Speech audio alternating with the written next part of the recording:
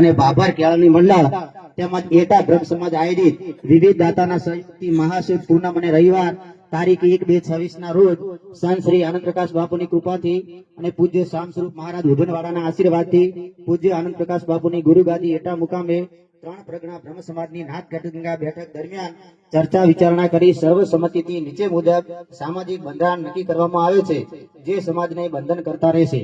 આશા રાખીએ કે પરમ પૂજ્ય બ્રહ્મલીન આનંદ પ્રકાશ બાપુની ગુરુગાદી એટાની પવિત્ર ભૂમિ પરથી અમલીકૃત થયેલા સામાજિક બંધારણ બ્રહ્મ સમાજને ચોક્કસ એક નવી દિશા તરફ લઈ જવા પ્રેરણા આપશે. હવે લગ્ન પ્રસંગ વિશેના હું મુદ્દા વાંચું છું.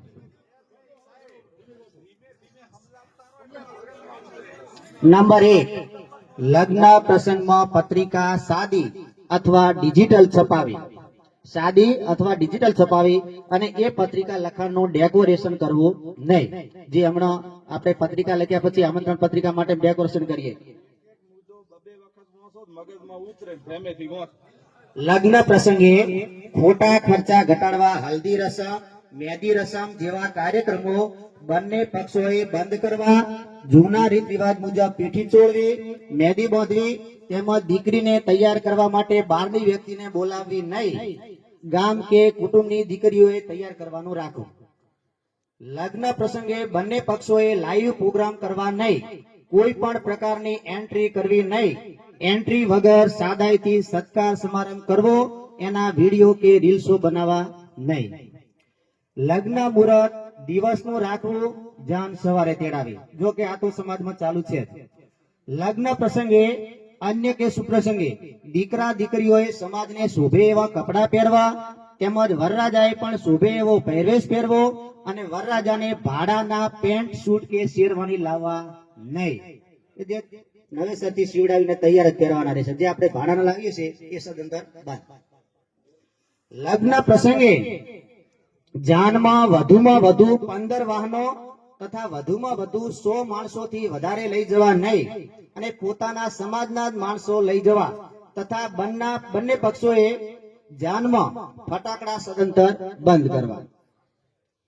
લગ્ન પ્રસંગે જમણવારમાં 2 મીઠાઈ, 1 ફરસાણ, દાળ ભાત, પૂરી અથવા રોટલી, છાશ અને અથવા ઉનાળો હતો કેરી રસ, પાપડ જેટલી આઈટમો રાખી શકાશે. અલગથી બીજી કોઈ ચાઇનીઝ, પાણીપુરી જેવી આઈટમો રાખવી નહીં અને રસોઈ સમાજના રસોઈયા પાસે જ બનાવી અને સ્ટાફ પણ બને ત્યાં સુધી સમાજનો જ રાખવો. લગ્ન પ્રસંગે પડલામાં વર પક્ષે કન્યા પક્ષને વધુમાં વધુ 2 તોલાથી વધારે સોનાના દાગીના મૂકવા નહીં. ખાસ મુદ્દો, પડલામાં જે દાગીના મૂકવામાં આવે છે એ 2 તોલાથી આગળ વધવા જોઈએ નહીં. સગાઈ કર્યા બાદ કન્યા પક્ષને લગ્ન પહેલા અને સગાઈ કર્યા બાદ કન્યા પક્ષને મેં વધુમાં વધુ 1 તોલાથી વધારે સોનાના દાગીના મૂકવા નહીં.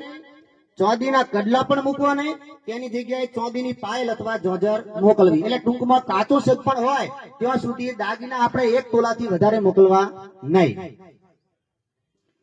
દીકરીના લગ્ન પ્રસંગમાં પુરતમાં 1 જ પિત્તળનું બેડું આપવું. અન્ય કરિયાવર તરીકે દાખલા તરીકે સોફા સેટ, ટીવી, તિજોરી, ફ્રીજ તેમજ અન્ય ઇલેક્ટ્રિક ઉપકરણો કે રસોડા સેટ આપવો નહીં. આ બધી સામગ્રી દીકરીને અગેણી વખતે આપી શકાશે.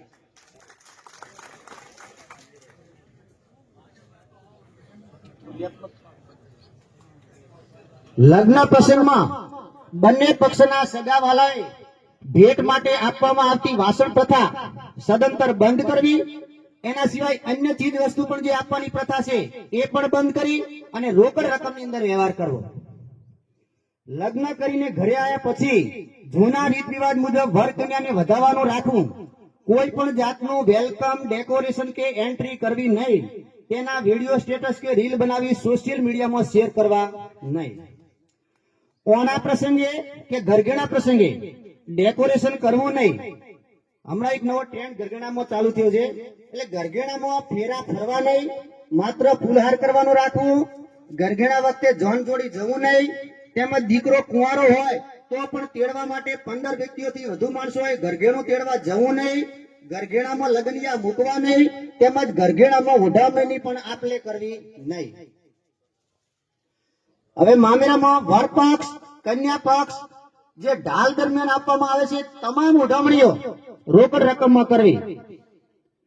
લગ્ન તથા અન્ય શુભ પ્રસંગના જે કહુંબા હોય કસુંબા એમાં બંને પક્ષોએ બિસ્ટોલ ગુટકા મસાલા કે કાચી સાકર સદંતર વાપરવી નહીં, ખરીદી કરવી નહીં.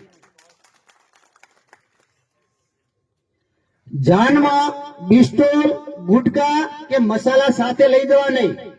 ચાખવડ પણ સાથે લઈ જવા નહીં. ચાખવડની વ્યવસ્થા મોડવા પક્ષે કરી આપી અને કન્યા પક્ષ દ્વારા આપવામાં આવતા કસુંબામાં વર પક્ષ તરફથી ગોળિયા ટીકડા વેચવા નહીં, ઉતારે વેચી શકાશે.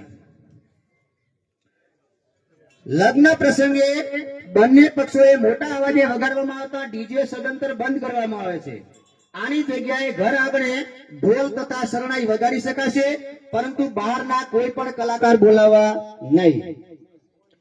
ઉત્તરાયણનો આણો ઘરઘેણો તેમજ સગાઈ પ્રસંગ હોય તે દરમિયાન ચીજ વસ્તુઓનું પ્રદર્શન કરવામાં જે આવે છે ને એનું ડેકોરેશન કરવામાં આવે છે તે સદંતર બંધ કરવું. તેના વિડીયો સ્ટેટસ કે રીલ બનાવી સોશિયલ મીડિયામાં શેર કરવા નહીં. સગાઈ કર્યા બાદ મોકલવામાં આવતા હાયડા સદંતર બંધ કરવામાં આવે છે. તેની જગ્યાએ વર્ષમાં માત્ર એક વાર 1100 રૂપિયા રોકડમાં આપવા. લગ્ન પ્રસંગ પૂરો થયા પછી વેવાણને મળવા આવવા જવાની પ્રથા બંને પક્ષ તરફથી સદંતર બંધ કરવામાં આવે છે. ઉંમર લાયક કન્યાને લગ્ન પછી પિયરમાં વધુ સમય રોકી રાખવી નહીં. ઉત્તરાયણના ઓણામાં વધુમાં વધુ 5 જોડીથી વધારે કપડાં આપવા નહીં. ટાંકની જગ્યાએ સુટકેસ મૂકી શકાશે. ઉત્તરાયણના ઓણામાં દીકરીના કુટુંબ તરફથી ઓઢવણી તરીકે મોકલવામાં આવતી ઓઢણીઓ સદંતર બંધ કરવી. લગ્ન પ્રસંગ પૂરો થયા પછી વર પક્ષ અને કન્યા પક્ષ બંને પક્ષોએ ઓછામાં ઓછી 1100 રૂપિયાની પાવતી નજીકની શૈક્ષણિક સંસ્થામાં ફરજિયાત લેવી. જાનમાં કપડાં ચેન્જિંગ કરવાનું રાખવું નહીં. બને ત્યાં સુધી જાનમાં મહિલાઓ મર્યાદિત સંખ્યામાં લઈ જવી. કુંવારી દીકરીઓને મોબાઈલ આપવો નહીં. દીકરા અને દીકરીને ઓછામાં ઓછું ધોરણ 12 સુધીનું શિક્ષણ ફરજિયાત આપવું. 12 સુધી દીકરીને પણ ભણાવી. વર પક્ષ તરફથી જાનના ઉતારે અપાતી રકમમાં એક સૂત્રતા જળવાય તે હેતુથી 1500 રૂપિયા ફિક્સ રકમ આપી. 1500 થી વધારે પણ નહીં અને ઓછા પણ નહીં. ઉતારે જે આપવામાં આવતી રકમ છે એમાં એક સૂત્રતા જળવાય એ હેતુથી. જાનમાં વરઘડિયા પરણીને ઉતારે આવે ત્યારે ખોળામાં મૂકવામાં આવતી રકમ 1100 રૂપિયાથી વધુ મૂકી શકાશે નહીં. આ હમણાં નવો વ્યવહાર વધ્યો તો અમુક સંખ્યાઓ વધારે હતી એટલે. સગાઈ પ્રસંગે કન્યાને પાઠ પર બેસાડીને કરવામાં આવતું ડેકોરેશન બંધ કરવું તથા તેની રીલ સોશિયલ મીડિયામાં શેર કરવી નહીં. સગાઈ પ્રસંગે ટોપરો બાંધવા માત્ર પુરુષોએ જવું, મહિલાઓને સાથે તેડી જવી નહીં. કોઈ પણ શુભ પ્રસંગે વેવાણ મળવા આવે ત્યારે ઓઢમણું આપવાનું સદંતર બંધ કરવું.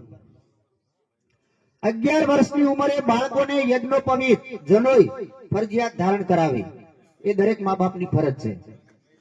જન્મ દિવસની ઉજવણીમાં કેક કાપી ડેકોરેશન કરવાની જગ્યાએ નજીકની શૈક્ષણિક સંસ્થા અથવા ગૌશાળામાં યથાશક્તિ રકમની પાવતી લેવી. શ્રીમંત પ્રસંગે બેબી શાવર અથવા તો કોઈ પણ પ્રકારનું એને અનુલક્ષીને ડેકોરેશન કરવું નહીં. બાળકના જન્મ પછી સ્વાગતના નામે કરવામાં આવતી તમામ એન્ટ્રીઓ સદંતર બંધ કરવી. તેના વિડીયો સ્ટેટસ કે રીલ બનાવી સોશિયલ મીડિયામાં શેર કરવા નહીં. સાદાઈથી ગૃહ પ્રવેશ કરાવો. અને નવજાત શિશુ માટે સગાવાલા દ્વારા આપવામાં આવતા સોના ચાંદીના દાગીના બંધ કરી રોકડ રકમનો વ્યવહાર કરવો. તેમજ છઠ્ઠી પણ પરંપરાગત જૂના રીત રિવાજ મુજબ રાખવી. તેનું ડેકોરેશન કે રીલ બનાવવી નહીં. ફોટોગ્રાફી માટે કેમેરામેન સમાજ સિવાય બહારની કોઈ પણ વ્યક્તિને ઓર્ડર આપવો નહીં. સમાજના કોઈ પણ યુવાનોએ નશાકારક કેફી પદાર્થોનું સેવન કરવું નહીં. તેમજ કોઈ પણ પ્રકારની અસામાજિક પ્રવૃત્તિમાં ભાગ લેવો નહીં. હવે આવે છે મામેરા પ્રસંગ. મામેરું વહેલી સવારે તેડાવવું અને વહેલી સવારે જવું. મામેરામાં સોના ચાંદીના દાગીના અને